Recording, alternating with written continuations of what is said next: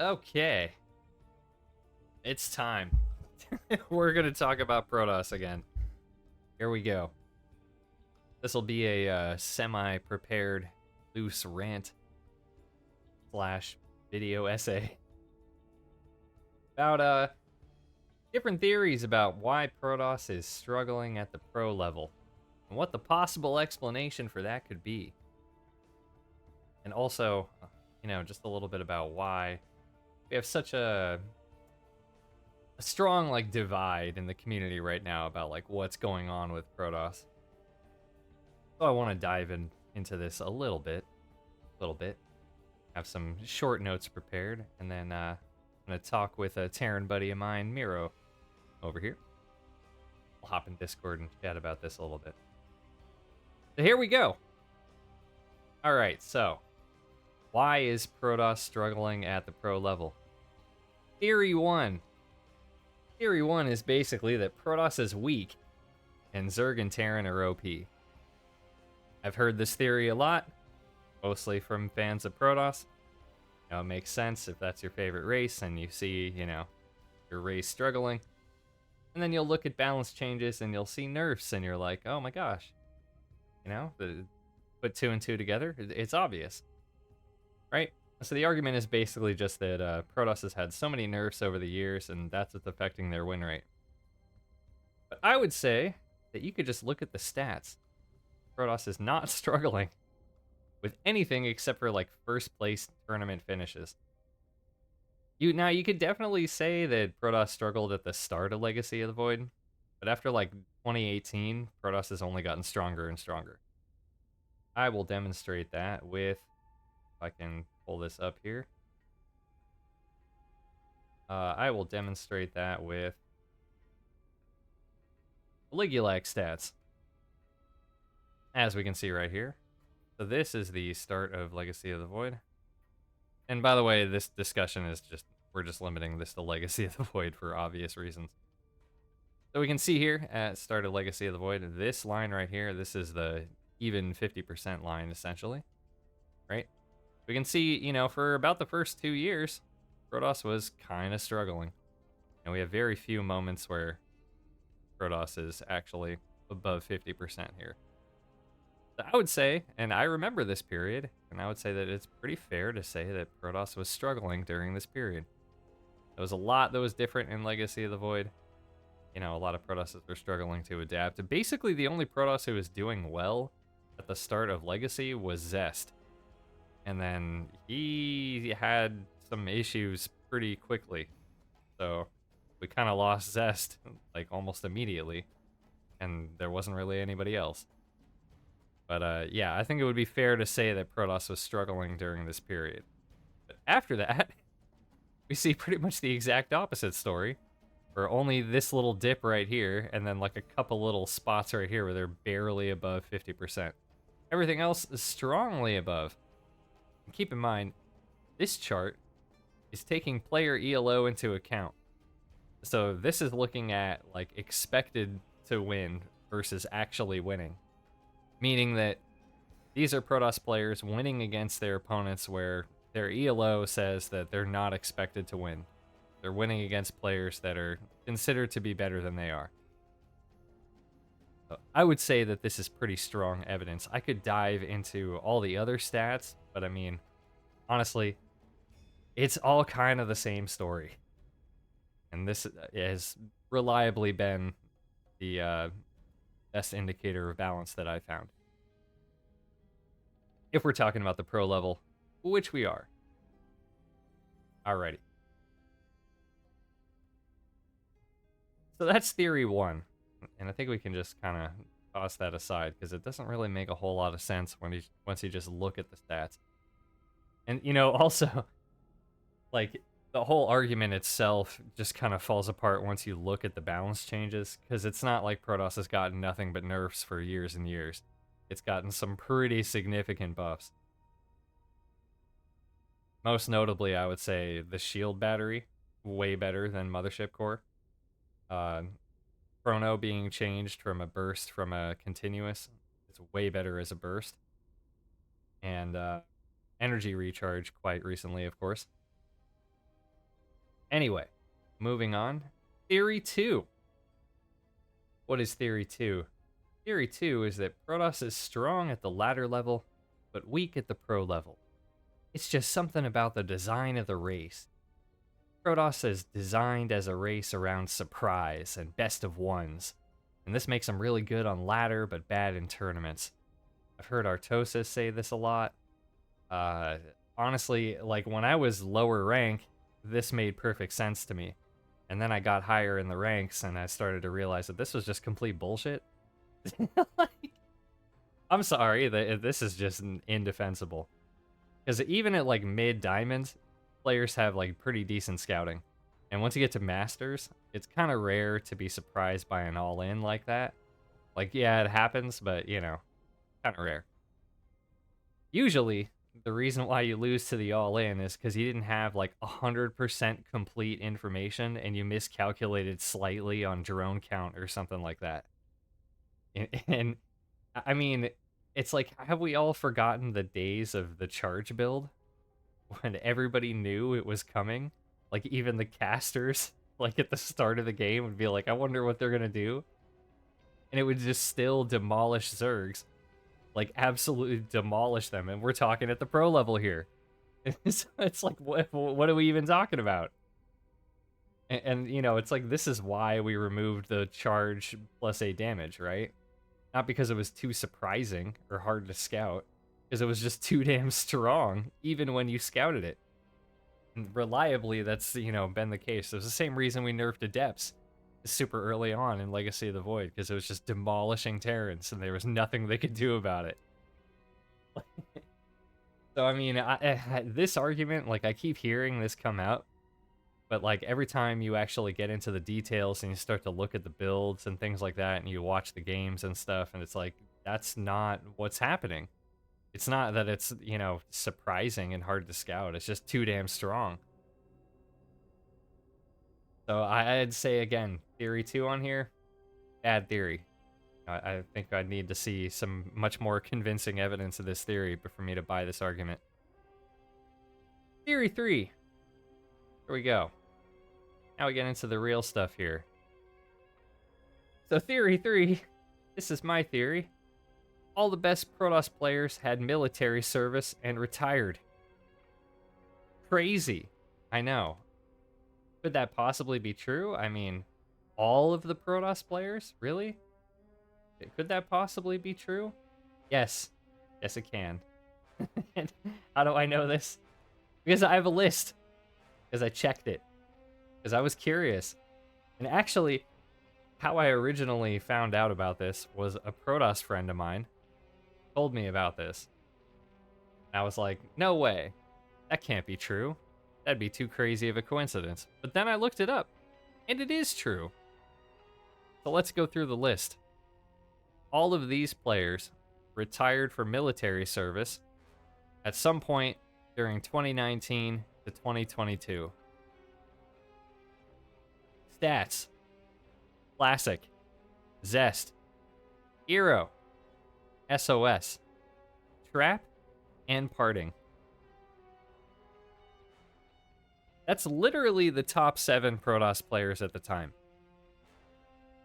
Can you even imagine that happening to another race? Like, holy shit. Like, if we just did this with Zerg, like, let's see, like, so what? If we put, like, Serral, right? That's 1. Then what? Raynor, Rogue. We'll put Dark in here, even though he's retired. Let's see, who else do we got? See, and this is where immediately we're already struggling to think of more names.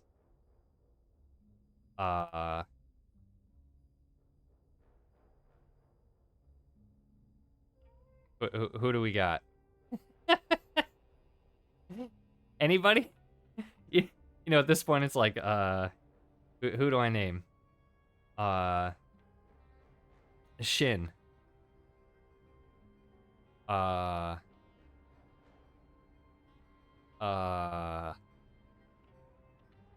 Canadian one? Who's the Canadian one, Joel?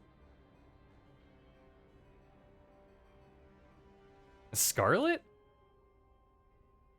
Scarlet hasn't been top 7 in a while.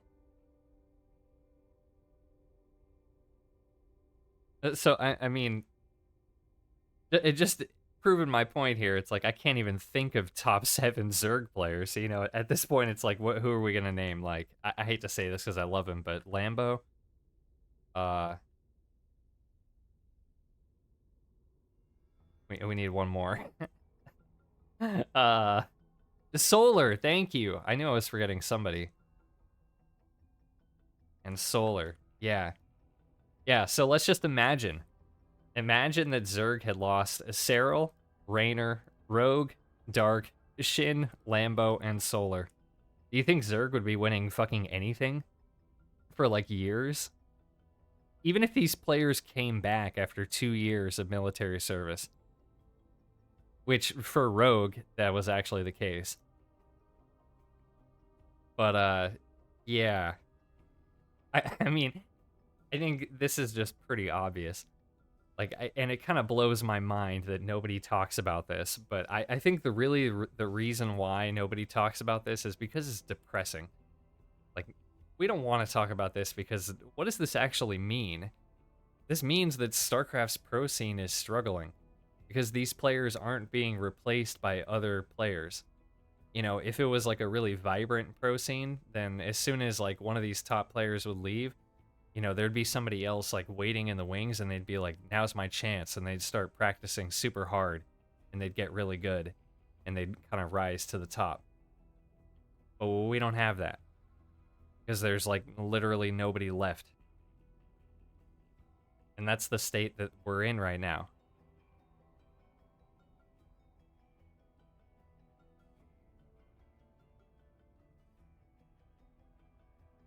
All right, so I see Miro in chat here. I'm gonna hop in with Miro into Discord here.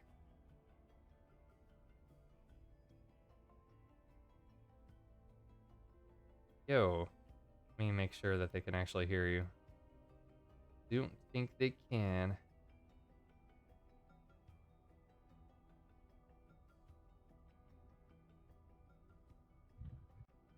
Alrighty, now they can hear you. Hello, hello. Hello, hello. How you doing, buddy? I'm doing all right. So yeah, what are your thoughts here? I mean, yeah, I have to agree with you. You know, in fairness, when Stats and Classic left, they left before Trap did, and Trap rose to fill the place of Stats and Classic. That's true. But the moment Trap left, which I think was, I don't know, He left like end of 2022. Start of 2022. Yeah, it was probably mid 2022 if memory serves. I don't think he was. Yeah, it says his military service finished April of 24. So he probably left like April of 22, I think. Yeah. So I don't know if Trap has even been competing since then. Hero came back and he was the only player outside of I think DRG who had even a modicum of success after returning. Because DRG came back and was like placed top 4 in GSL when he came back, and then kind of just fell off. Hero came back and did hero things because Protoss players just really pick up on new strategies. I guess I'm not entirely certain. I wasn't watching the pro scene that much around that time. When Hero came back, obviously he had success. Then there's the whole Max Packs aspect, where Max Packs is arguably one of the best Protoss in the world, and doesn't compete in anything that's offline. Right. Which, that alone drastically changes what you're going to do with Premier tournaments as well. Yeah. It's like the opposite of the Serral effect, if you remember. It really like, is. Back when like Serral was demolishing all these European Zergs, and like Zerg was already strong, so it just made Zerg look overpowered as fuck. You know what I mean? Yeah. Like, it's the opposite of that. where it's like we have this really strong player, but he like doesn't play in any of the tournaments that matter, so like you don't see the results over there. And Crazy. going back very briefly to Classic specifically, when Classic did return, obviously he made multiple attempts to kind of get back into form, and it's only within the last probably year or so that I would say he's actually started to kind of come back into where he used to be.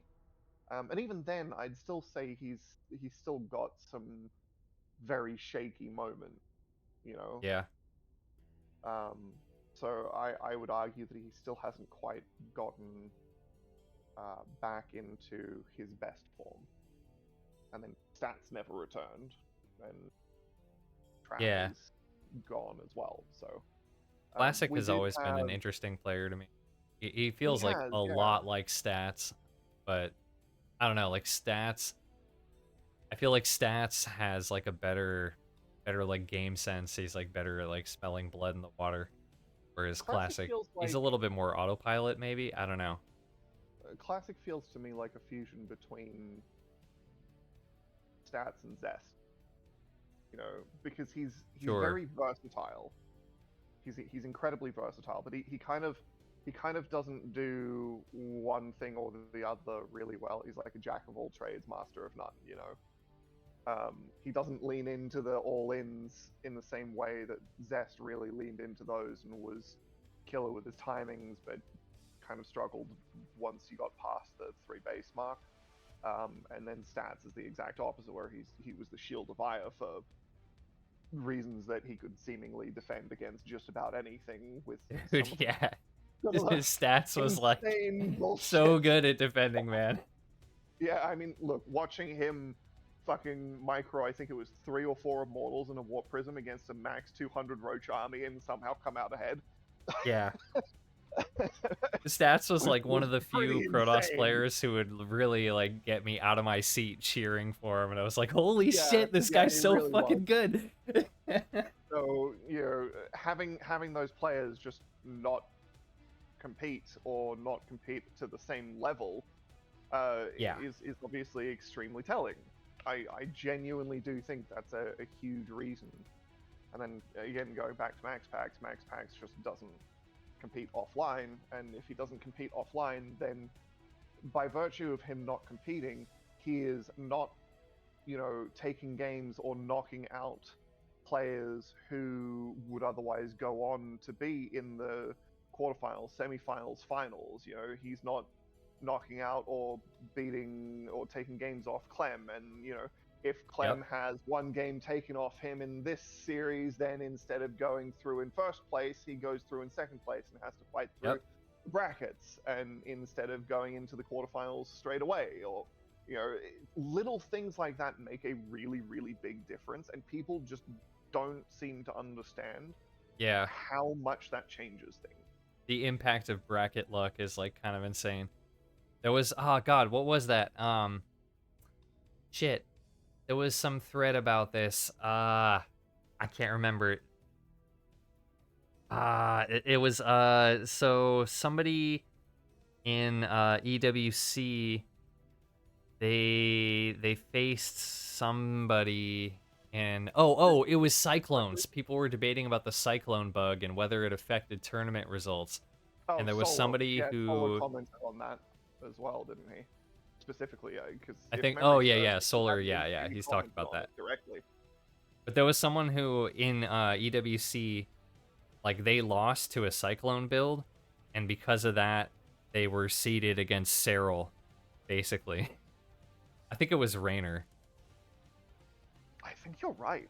I do think you're right. Yeah, like it changed the seeding of who Yeah. went where, and because of that, you know, And then they he ended up. faces Cyril, and then he's like in the lower bracket because obviously he loses to Cyril. And it's Yeah. like that affects things a lot because it's like now, this player is basically starting in the lower bracket because of Cyclones, you know. But the point being, like, bracket luck changes a lot of things, and just having like one player being in the tournament or not being in the tournament, whether they win or not, it affects things a lot.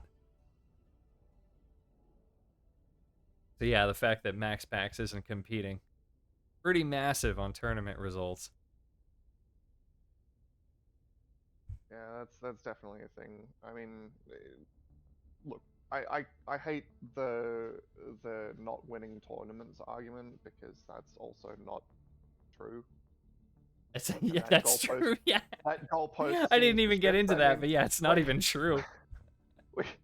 we we literally watched Protoss win both GSLs this season, and the Yeah, first thing we hear, like, it really pissed me off when I heard Artosa say, "Oh yeah, sure, they only won a couple of GSLs this year, but they haven't right, won any right. Premier, like they haven't won any World Championships." It's like, Yeah, it's okay, like, what the move shit are the you talking about? goalposts, Like, there's one world championship a year, and there's only one move person the who can win goalposts. that. Like, it makes no sense. Like, by that argument, the game will literally never be balanced. Because every year you're gonna have two races who, oh my god, they haven't won a world championship this year. It's like, what? Uh, like I sent you some stats, which if you want to pull them up, I'll leave that up to you. But you know, currently, if you look at the map win rates and the win rates of maps last season and the season before and the season before that, every single season that we've had this year, and to an extent last year as well, has been Protoss favored in terms of win rates.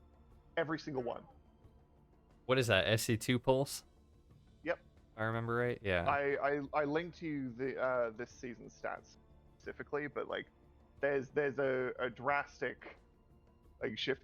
I checked last season. I didn't go back all the way, but there's a number of seasons that you can see where the win rates, like the last 3 seasons alone, have been in TVP and ZVP, have been almost completely Protoss across the board.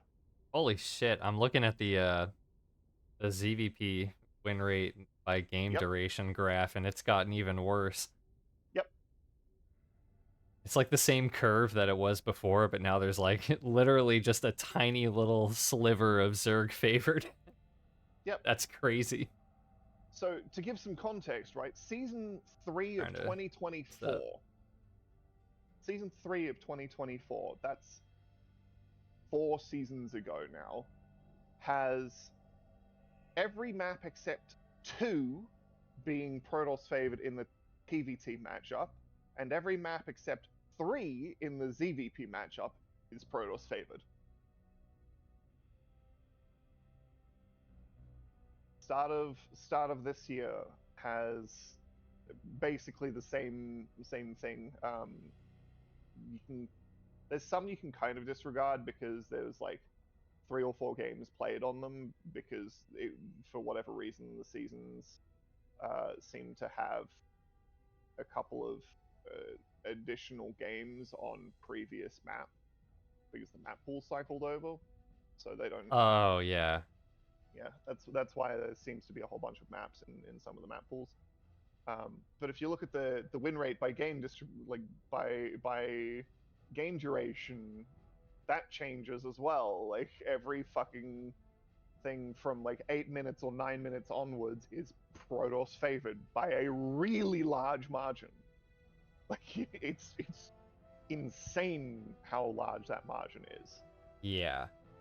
to a point of, you know, in some places where, you know, you're not looking at a 60% win rate for Protoss, you're looking at closer to a 70 or an 80% win rate in some season, depending on how far through the game is. It's really drastic. Yeah, And it's just like the state of the balance right now is like so out of hand. It just blows my mind that yeah, we're even still debating about this at all. You know, it it's like, how it, is the it blows entire community at this point not like all together on the same page? Like, Protoss is too goddamn strong. Like, it blows my mind that people are sitting here saying Protoss still needs buffs. yeah. I think what Like it really comes down to is like, it's that whole thing with fuck, not to put pig on blast here, but like, when he was saying, I forget like the exact words he used, but the sentiment was basically fuck ladder. We need to buff Protoss so that they win championships, or people will stop watching, and then the pro scene will die. And that just blows my mind. Blows my mind completely, because it's like, why do we enjoy watching StarCraft? Because it's a fun game, and we enjoy watching people who are really good at it play it at its highest level. But if the game wasn't fun, we wouldn't enjoy watching pro players. Like, I would have no interest. Like, for example, I do not enjoy League of Legends or Dota or Overwatch or Fortnite. And that's why I don't watch those games at the pro level. Even though Yeah, I'm sure those players are really good and they practice a lot and they put a lot of effort into how they do all their crazy stuff. I don't give a fuck, though, because those games are not fun to me. And it's going to be the same thing when StarCraft is not fun to people. They stop watching it, you know? The yeah. idea that we can like carry this game on a pro scene alone with nobody playing ladder is insane. Like, And look, here's the thing. I understand the sentiment of wanting more Protoss representation at pro play and wanting Protoss players to be able to win. But the totally. problem isn't that they can't win. The problem is that they don't have a player or players who can consistently match the likes of Cyril and Clem Yep. without the current state of balance being what it is. Yep. If you had the state of balance where every race at ladder had a reasonably consistent close to 50% win rate, which it isn't at the moment. It's not even close. Like you showed the Aligulac statistics Yeah. earlier, it's very very dire, and Zerg in particular is actually in a really really dire position in both matchups. I'm not entirely sure how Aligulac does their ratings and what exactly The graph that I was goes into showing that. is based on player ELO. Well, So, I understand that. My point is I'm not sure if that takes into account like GM and Masters, or if that takes into account just pro play, or how they go right, I about think the getting graph those is metrics just pro play. specifically. Um, so I can't comment on that exactly. But if it's including ladder statistics, then TVZ is obviously really really bad for Zerg, especially because they're at like a almost 60% win rate for Terran in that matchup. Which I'm a Terran, I obviously am not sitting here advocating for nerfing Terran, because that's just going to shit all over Protoss, the Protoss matchup as well. But obviously Zerg needs some help one way or another. Yeah. But on the other hand, you know, if the statistics are coming from pro level, well, you're getting less TVPs, not TVPs, you're getting less TVZs than you are PVTs and you are PVZs. And the reality is that, there was a point where in the past we've had less TVZs than we have had PVPs, which is saying something. I think the Aligulac just uses pro level because it's the Aligulac database. Pretty sure the Aligulac database is just pros. I think you're right, or it might be people above a certain MMR threshold, so like say 5K, That might be true. It might be like uh, GM and above, you know? which is you know still a pretty solid Yeah, set of honestly, I statistics, would say because that's like fine. And if that's you're kind of looking at like, GM and above, one of the things that people always debate about, right? Like, at what point do we cut it off and say, like, balance doesn't matter below this? And yeah, I don't know. I I mean, would say, like, mid masters or GM is honestly a good place to do it. and look, if you're looking at GM and above, the GM statistics are just as dire, because like for the Yep. last at least year and a half, Protoss has been at or above 40% of GM globally across every server. It's that bad. Like It's kind Yeah. of insane that GM has such a huge Protoss representation, and And it's that's been like that for definitely so long now. it's been like that for like, for a years. long time. Yeah, Many multiple years. years. To the point where it's getting a little insane to me.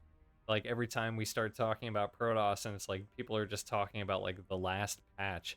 It's like, oh yeah, energy recharge might just be like a little bit too strong. It's like, gee, you fucking think? And also, seriously, that you think that's the only issue? Like I energy mean, recharge is just a little bit too strong. Like you don't remember any of the shit about like the goal of the patch being to nerf Protoss at everything except the pro level. Like nothing about that. You don't remember any of the discussion about high level players, like even high level Protosses on stream talking about how Protoss was too strong already before the patch. Like, okay, nobody remembers any of this shit. so looking at the stats right now, okay, in both matchups, Protoss has had a positive win rate since April or March, sorry. March was the last time they dipped below a positive win rate with a very brief dip down to 49% in November. March last year in TVP was when they dipped below. Okay. In ZVP, it's a lot worse because Protoss hasn't been below 50% in ZVP. If I get rid of that very quickly, since April 2021, with one period in August 2023 where they were at 49%. Yeah. So they've had a positive win rate in ZVP specifically since April 2021, with one period exception. They've not been below 50% for 4 years in ZVP. Show that here. Here we go. Yeah. This insanity right You here. don't have it up on your. You've got the like that's mind-boggling. That's insane. Yeah. August was the only other period that they were below 50%.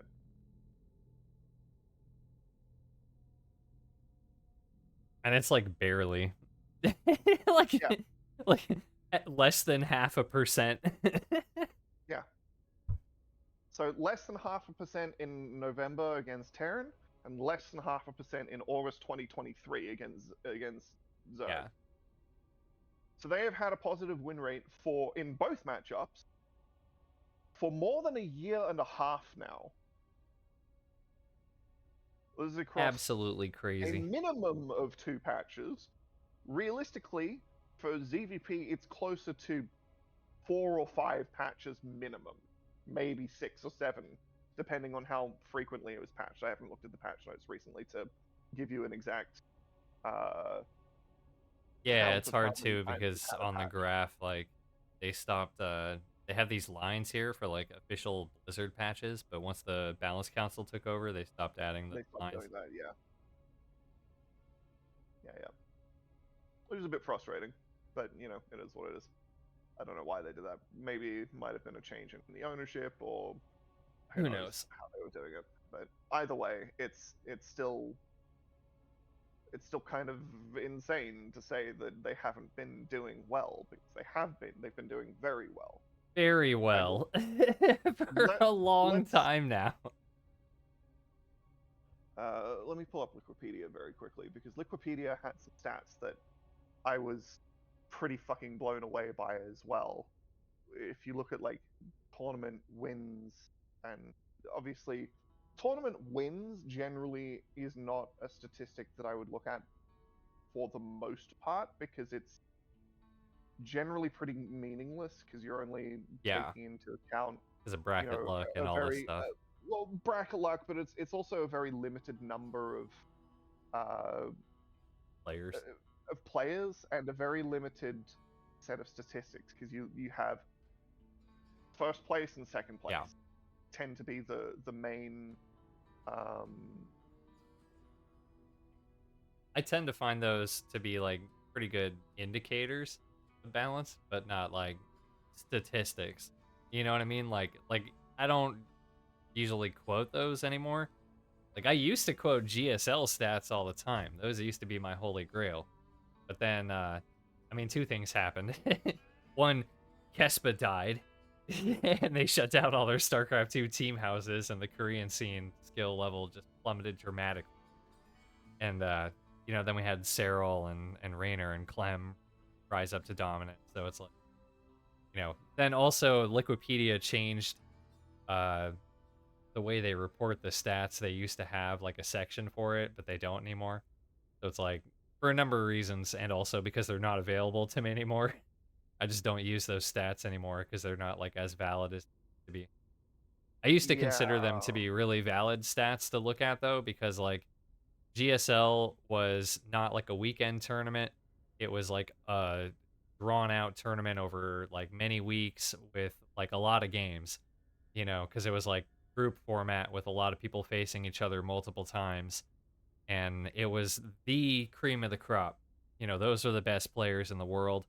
You know, it was almost crazier to me to be looking at like world championship, like WCS, Blizzard, WCS stats, because they were seeded in with like EU players that were, I mean, at the time, like this was not an arguable thing. They were just way worse than the Koreans, you know? So it's like, to me, looking at those stats made less sense than just looking at GSL stats, because GSL was like only the top players, you know? yeah.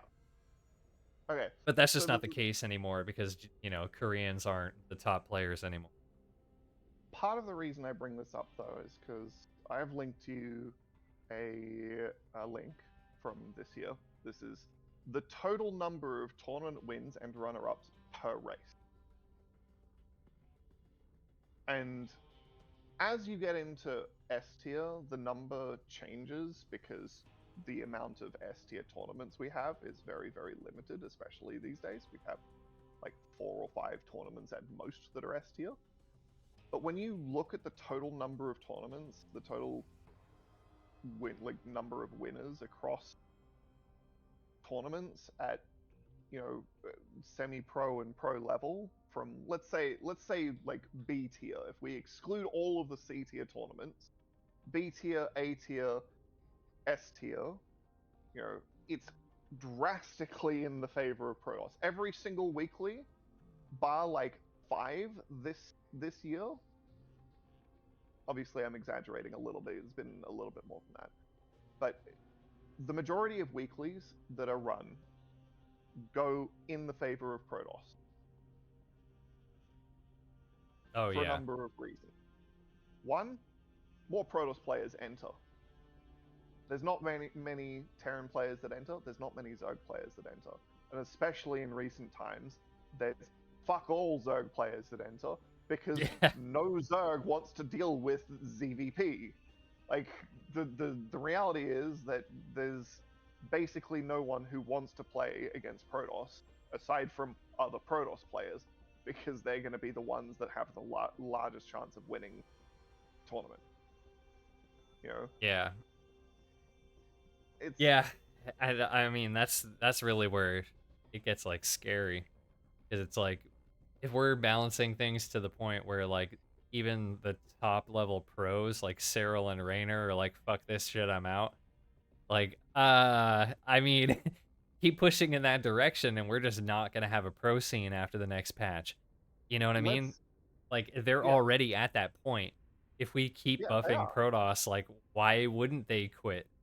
You know? They they're already at that point, as you said. And case in point, this week's Monday Night Weekly, Clem versus Hero Finals. Clem played one TVP, one in that entire series. He lost the first game as Terran against Hero, and then swapped to Protoss and finished the rest of the series out as a Protoss, and took 2 games off Hero, I might add, as his off race. So When Yeah, that's people sit there and say, no, Protoss is okay, one, players of other races are sick of Protoss to the point that they are actively swapping off their main race yeah, to play against a Protoss as Protoss, which is kind of unprecedented. Like we've had which people is do this unprecedented. before. Yeah. Like Scarlet has done this before famously, Yep. and a few Scarlett did it others. against the RG. If you remember, she went Protoss against DRG and ended up, I think she 2-0'd DRG if memory serves, off Something like racing. that.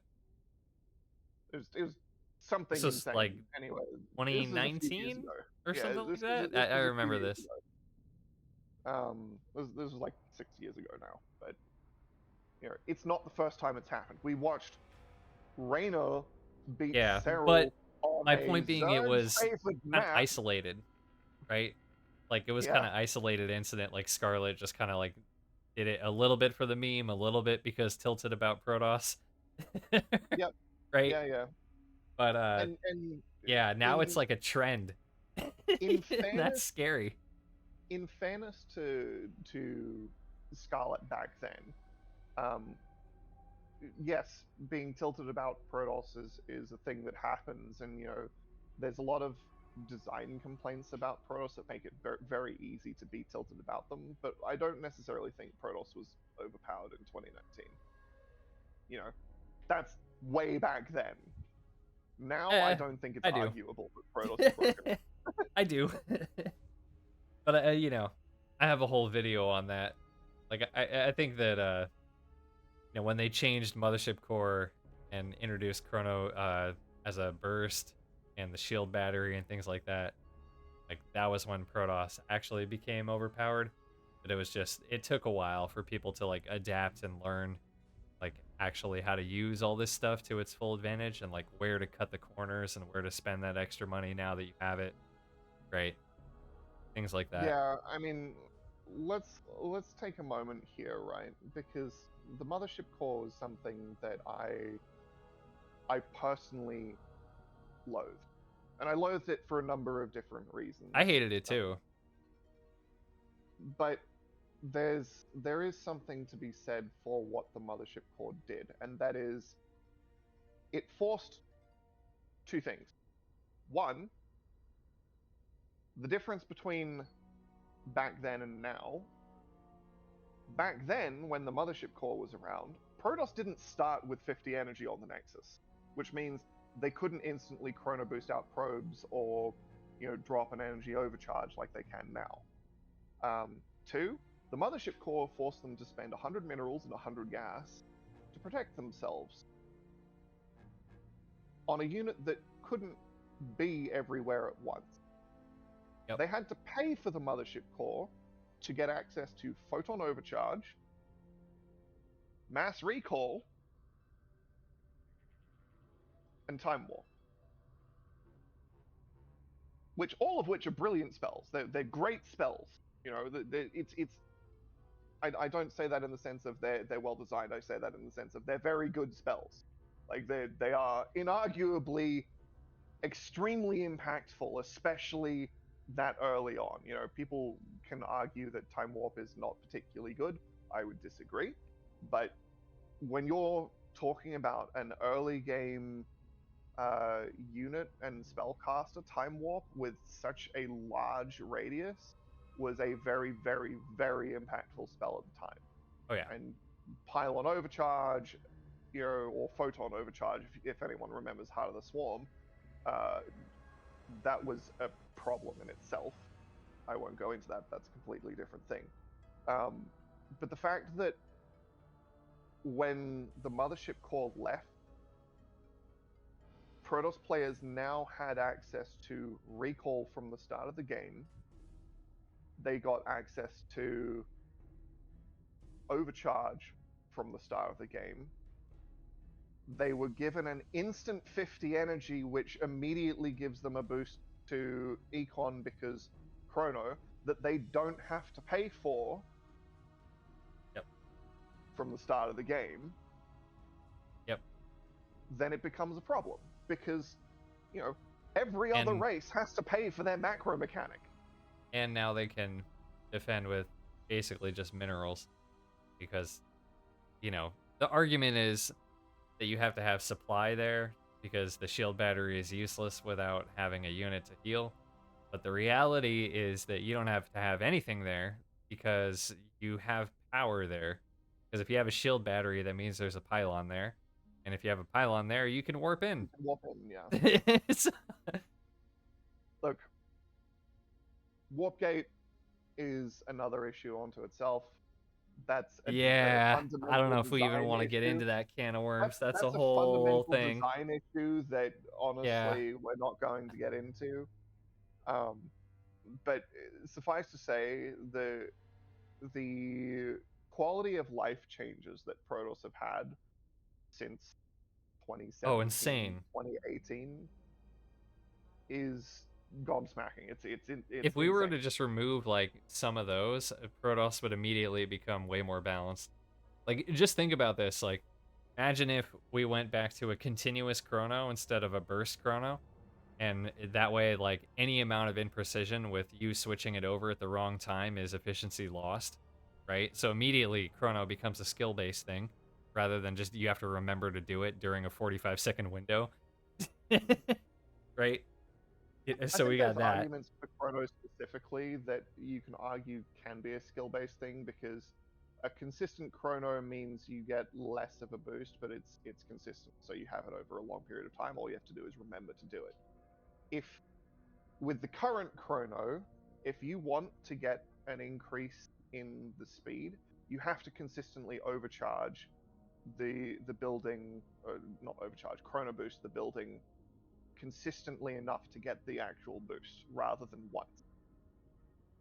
So there's something to be argued I don't think there. you get what I mean. Um, So like, okay, so imagine that you're chrono boosting probes, right? And then yeah, you want to start your glaives upgrade, right? If yeah. it's a burst chrono like we have now, then you just have to like hit the glaives upgrade at some point when you have 50 energy, and because it is a burst, like you could bank up a couple of those and then like hit them out one after the other, and you have like a much larger window, right? Whereas if you have it continuous, you're chrono boosting probes and you just have the chrono on there, and then you start glaives, and the very second that you start glaives, you have to switch that chrono over to the twilight. And if you switch it early or late, you're losing that half second or whatever on your chrono. You get what I'm saying? Because it just goes to nothing. Because like there's nothing being researched from there, so it does nothing for you. And then the same thing when the upgrade finishes, you have to switch it back over to something else, otherwise it just does nothing, sitting on the twilight doing nothing. Yeah, I think they're two different skills. I don't know. So I mean, my point I being, see where you're uh, coming from. it's I a more my skill-based thing. Is really I what I think was saying. I guess my point is that in one version you can chrono and leave it until the upgrade is finished and then switch it again. In the other version, which we currently have, you have to pay consistent attention to the chrono boost on the building if you want to get the full duration and full Mm, benefit out of it.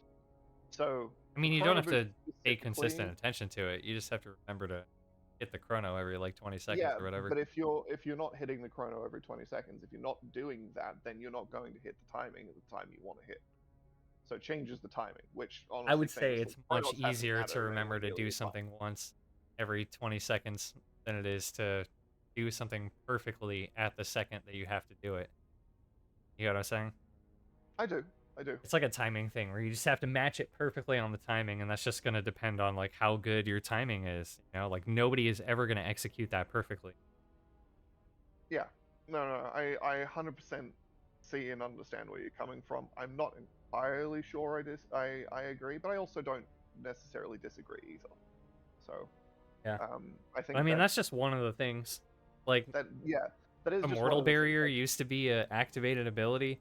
They used to have to transform warp gates into or gateways into warp gates. They used to Uh have to pay attention to their High Templar. yeah, that was the other one. Yeah, High Templar water balloon. If we Yep. did that and the chrono, I think that already would help a lot. I mean, You know, you like, know the other thing as well though.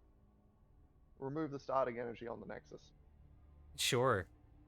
Like you Let's just remove the fucking starting get rid energy of on the energy Nexus recharge because while we're at it, and then we're good. look, I'm I'm not going to go into the sense of what energy overcharge is because conceptually I like the idea, but in practice it doesn't work.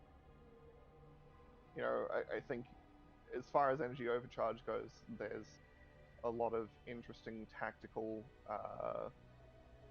plays you could feasibly do, but I think the downsides to energy overcharge are pretty significant, to say the least. At least in its current form. You know, I could conceive of a world where energy overcharge could be balanced. It's not the one we're currently it's not the one we're currently in. You know? Yeah. But that aside, the fact that they start with 50 energy and they don't have to pay for a transformation or a macro mechanic to get access to it means that from the word go, Protoss gets the economic lead because they can just drop a chrono boost onto their probes and have more probes God, from the yeah. start of the game. Chrono is so ridiculous. Alternatively, alternatively though, if they don't have that 50 energy, then when an attack comes, because they've spent time building up the energy, they have to make the decision of, hey, do I use this energy on an overcharge to get scouting, or do I use this energy on a chrono boost to further my tech? I don't get the option of doing both because I don't have that energy available. And just having that energy available from the start of the game and the time it takes to charge up that energy changes things as well in the early game. Right, right. So there's a lot of ways you can look at a lot of things you can look at to potentially alter and weaken the early game of Protoss, and I don't necessarily know if they need to be weakened in the early game. I'm not the one who's sitting here balancing the game. Yeah, That's not Protoss my early job. game is really hard to balance too, because yeah, like Protoss, I mean, I'll yeah, be the first Protoss to early game admit is Protoss is weird. very fragile in the early game. Yeah, Protoss is finicky in the early game.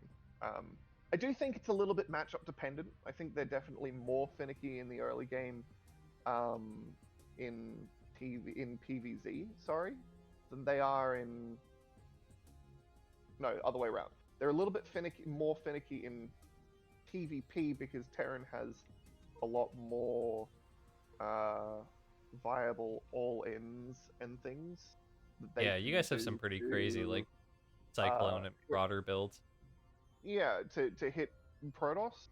You know, whereas Zerg has like I don't know a 12 pool early game to kill We've the got a initial few things that pylon we can do. and maybe like a roach rush or something. I don't Yeah, know but enough. But they all just sort of center around like, can we snipe that pylon at their yeah, wall in the early yeah, game? and if if they get past that first 2 minutes of the game, then their third base is essentially free because energy overcharge means infinite energy for stasis wards and infinite energy for oracles to kill infinite links. Ugh.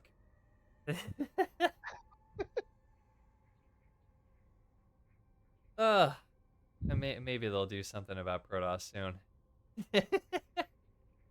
Protoss didn't win the world championships, so Yeah, yeah, so I guess the Protoss buffs will continue. it's fine. It's Alrighty. fine. It's fine. It's fine. This is fine. This is fine, you know? We need a blue fire version of that meme now with pylon eyes. Right? Just Ugh. like All right, well, I think I'm gonna end the discussion here. Thanks for joining me, Miro. We'll slap this on YouTube. You're welcome. I'm always happy to rant, talk, and chat and discuss things.